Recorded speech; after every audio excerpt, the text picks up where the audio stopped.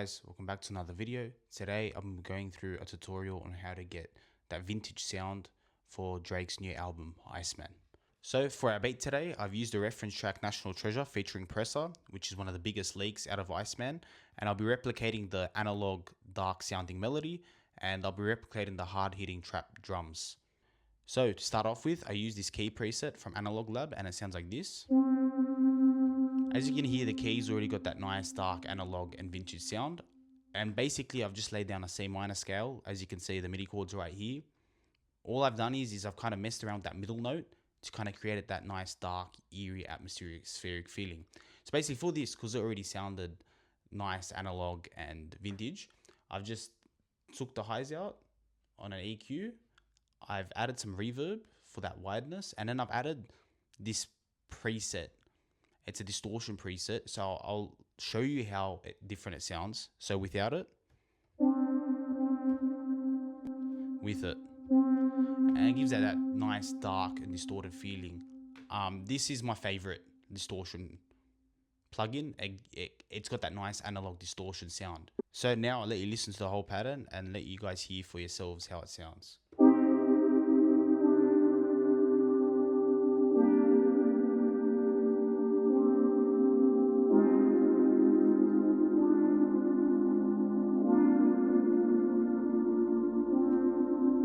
Next, I got this nice vintage sounding bass from Analog Lab called Chastity, and it sounds like this.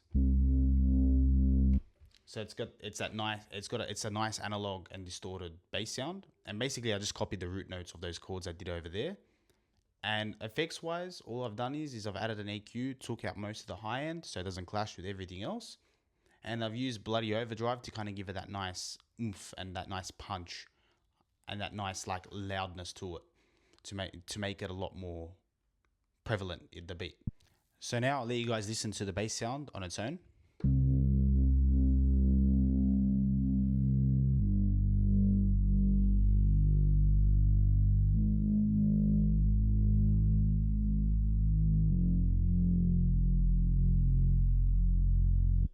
Now let's move on to the next layer. So now we get into the more synthy kind of sounds. So now I've found this synth brass from Analog Lab called Time Capsule, and it sounds like this. So it's got that nice synth brass sound. And again, I've just copied the same chords, keeping it simple. And in terms of effects, I've added some EQ, some delay, and I've added some vintage chorus. This again completely changes the sound of the sound of the synth. It gives it a very, very analog sound. Without this, it doesn't sound too analog and it doesn't sound as vintage. So yeah, in terms of choruses, is my favorite chorus, the Juno 6 chorus. I use it in a lot of my beats. I really like that vintage analog sound. That's the sound I like to use. So yeah, I'll let you hear it with it and then without it. Sounds different. See, it gives it that nice analogness to it. And yeah, so now I'll let you guys listen to this layer on its own.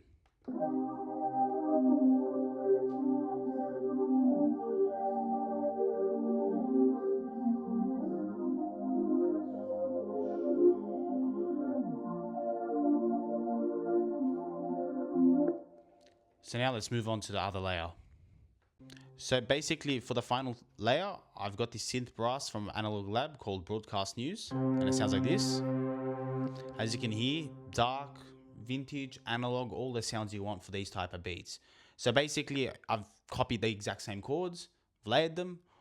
All I have done is I've basically just let the middle notes play out instead of cutting them when they transition. I just felt like it just sounded a lot smoother like that. And basically in terms of the mixer, because I felt like it was dark, analog enough, it sounded vintage enough, didn't need too much, I just added a reverb for the wideness and an EQ, and basically I've just added that distortion again. And yeah, that's it. So the melody is done for now. I've just added a vocal, and I'll let you listen to the pattern on its own.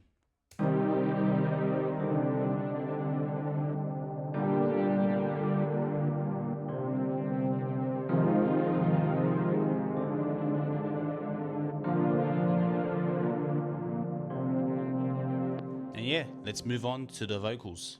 So if you listen to National Treasure, if you listen close enough, you'll hear a very ambient kind of backing vocal that acts kind of like a lead and kind of as like a background sound.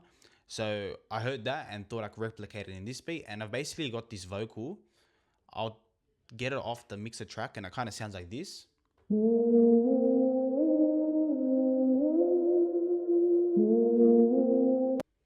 Yep. So it sounded like that without the processing, and then I've added some effects, as you can see on track 4. I've added an EQ, a chorus, get that vintage sound again.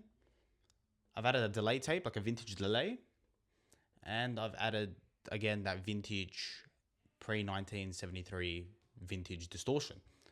So I've processed the vocals, and the vocals sound like this now.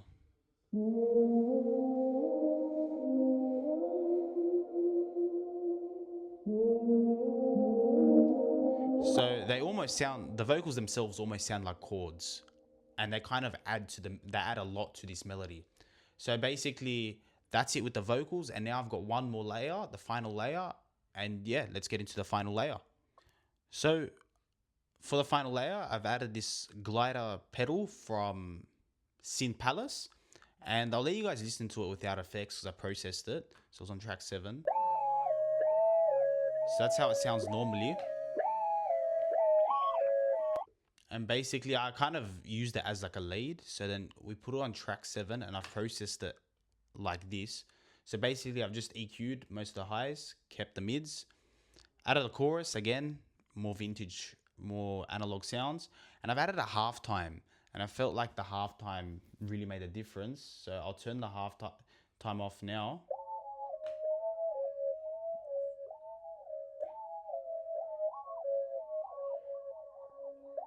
And as you can hear, the halftime makes a big difference with that layer.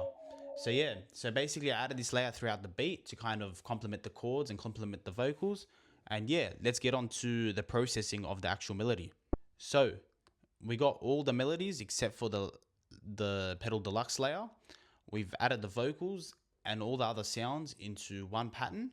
And basically I messed with the pitch, and I've put it onto another track. I've added some halftime on it. So I've added the pitch. I've pitched it up from C minor to a C sharp minor. So we can reset it now, and this, and without the halftime, and we'll hear how it sounds without it.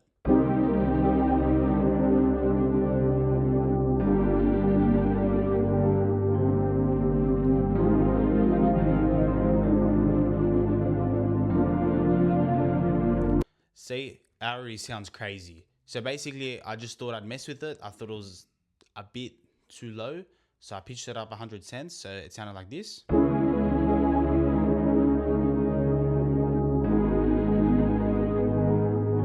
So that sounded nice and evil and analog and vintage. That sounded crazy, and I thought, why not add some halftime? So again, the halftime does a lot of the talking on this one. So then we put the halftime on, and then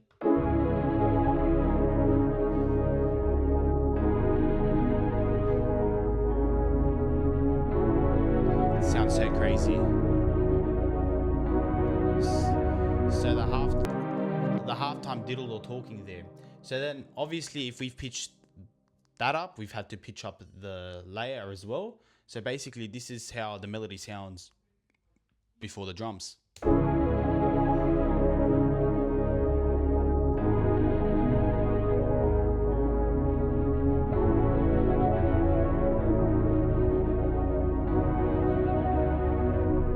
Key thing I want you guys to take away from this video is that the melodies are not hard at all.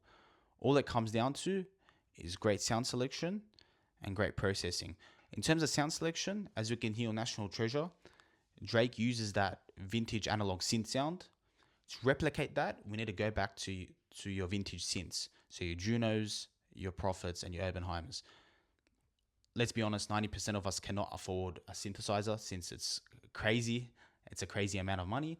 So then we use VSTs. So yeah, analog VSTs that replicate these analog synths. I pay for Arturia. As you can see, I have access to all these synths, right? But they do not have that crazy analog sound a real synth has. It's just very hard to replicate on the computer or through a VST. So that's where we go into our processing and our mixer channel using effects such as chorus, reverb, and distortion to replicate that sound again. So if you've got great sound selection and you can manipulate those sounds to kind of get that analog vintage sound, you're sweet, and these melodies will be a walk in the park. So yeah, let's now move on to the drums. So for the drums, we keep it even more simple. I've just got two different snare sounds laid on top of each other, and I've just got that typical trap snare on the 3rd and the 7th. Then I've got this kick pattern, spaced out kick pattern, nothing too crazy. Then this hi-hat pattern, I just added a 2-step hi-hat pattern, added rolls where I felt sounded nice, but nothing too crazy. And I've randomized the velocities, and I've turned the hi-hats down a little bit in the mixer channel, as you can see here on the 11th track. And then I've added an open hi-hat in this pattern. So again, we keep the drums very simple. Drake loves his drums simple, as we don't want to take too much of that high hand, and we just want to let him do his thing with the vocals. Sometimes too many drums, beat can sound colluded, and no artist would like to hop on that because there's no room for them to shine. So yep, keep the drums nice and simple, and I've added them all to one channel so you can hear for yourselves, and this is what the drum loop sounds like.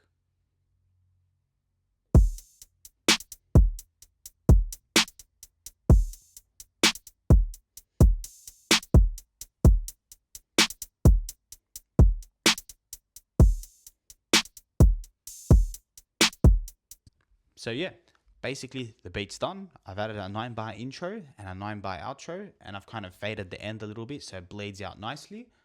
And yeah, I've just kept the drums played throughout the beat. I've added one little drum break in the middle. Otherwise, except for that, the whole beat is the drums playing throughout it. I feel like that's perfect for Drake to kind of rap his ass off on it and just spit. So yeah, basically that's how you get that vintage analog sound for Drake's Iceman. I hope you guys enjoyed the video, and yeah, catch you in the next one.